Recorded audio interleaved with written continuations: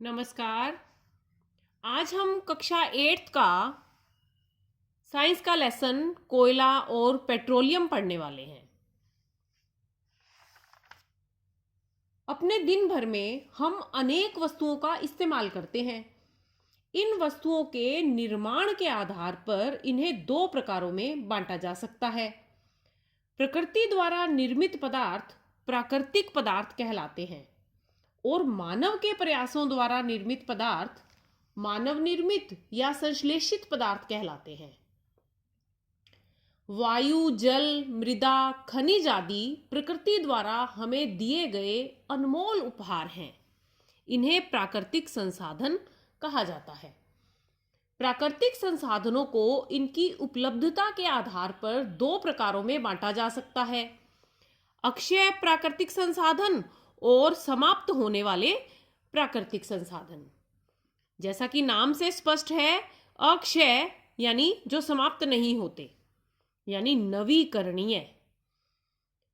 ये प्राकृतिक संसाधन असीमित मात्रा में होते हैं, अर्थात निरंतर हमारे उपयोग में लिए जाने पर भी ये समाप्त नहीं होते। इन्हें नवीकरणीय संसाधन भी कहा जा सकता है, जैसे सूर्य का प्रकाश और वायु।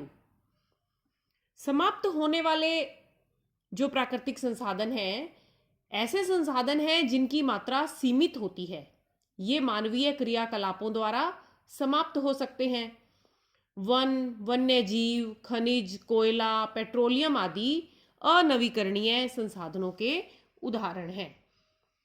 कोयला व पेट्रोलियम का निर्माण सजीव प्राणियों के मृत अवशेषों यानी जीवाश्मों से लाखों वर्षों में होता है, इसलिए इन्हें जीवाश्म ईंधन भी कहा जाता है। कोयला कठोर और काला होता है, यानी यह ठोस ईंधन है। इसे कई प्रकार से उपयोग में लाया जाता है। कोयले के उपयोग के बारे में जानेंगे अब हम। खाना पकाने हेतु ईंधन के रूप में इसका इस्तेमाल हो सकता है। जो रेल इंजन भाप से चलाए जाते थे, उनमें भी कोयले को जलाकर पानी की भाप बनाई जाती थी।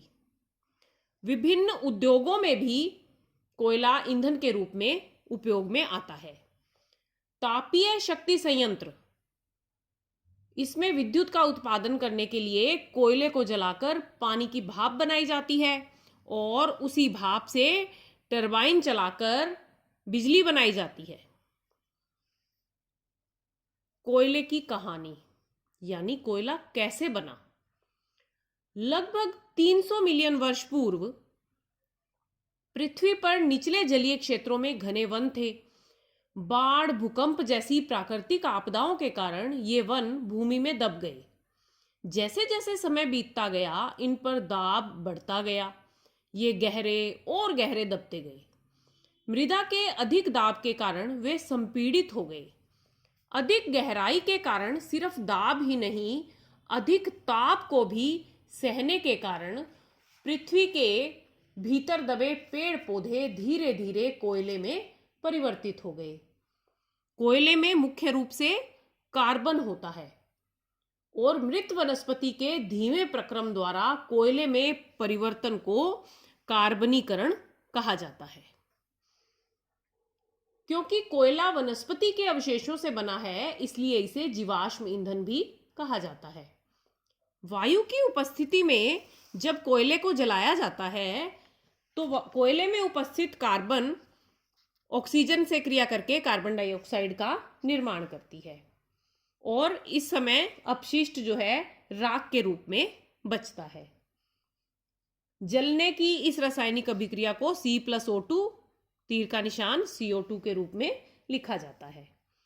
कार्बन की मात्रा के आधार पर कोयला कितने प्रकार का होता है?